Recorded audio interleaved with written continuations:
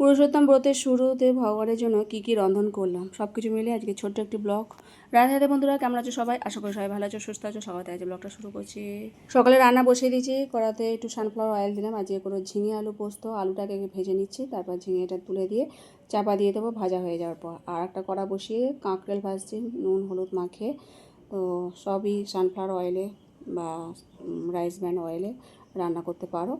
তো যাই হোক, পোস্তটা বেটে এখন দিয়ে দিলাম, জল দিইনি, একটুখানি মশলাটা ধুয়ে জল দিলাম, ওই ঝিঙেরই জল বেরিয়েছে। আর পাশে গ্যাসে ডাল করছি, ওটা হচ্ছে মটর ডাল।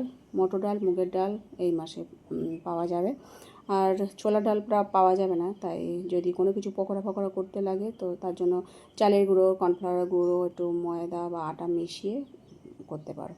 যাই হোক, পকোড়া করে নিয়েছি, কাঁকরেল ভাজা হয়ে গেছে, ডাল আর আলু পোস্ত, একটু পাঁপড়ও ভেজে নিয়েছি, আম ছিল, গন্ধরাজ লেবু শসা বানিয়ে ভগবানকে ভোগ নিবেদন করেছিলাম, আর মিষ্টি দই ছিল, সেই দিয়ে নিবেদন করা হয়ে গেছে। এখন প্রসাদ পাবো।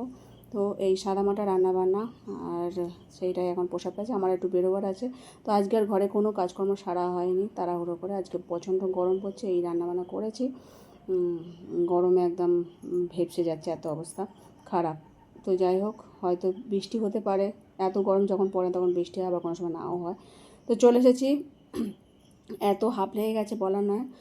টোটো থেকে নেবে অনেকখানি আবার হেঁটে হেঁটে আসতে হয়, তো সেই এসেছি। তারপর গরম লেগে গেছে, জয়িতা করলেন এখানে গ্লুকন্ডি গুলে দিতে, ওই দিয়েছে।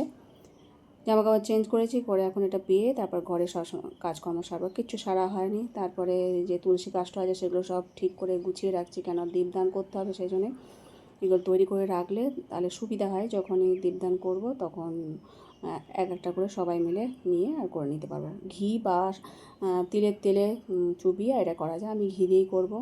তো যাই হোক, এটা হলো সন্ধ্যাবেলা একটু চাউমিন করছি, আর আলু ভেজে নিয়েছি, এখন কাঁচা লঙ্কা আর ক্যাপসিকাম, ব্যাস এই দিয়েই চাউমিনটা হবে। আর একটুখানি বাদাম ভেজে রেখেছি, সেটা লাস্টে চাউমিনের সাথে মাখিয়ে নেবো।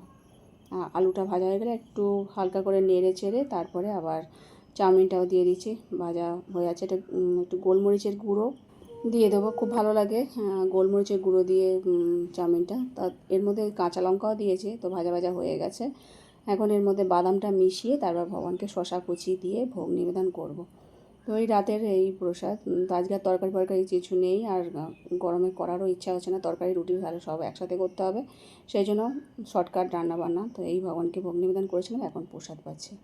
তো সারাদিনে ব্যস্ততম দিন, তারপরে পুরুষোত্তম ব্রত চলছে, দীপদান করা, তারপরে ভাগবতম পাঠ, শ্রবণ কীর্তন সবই হয়।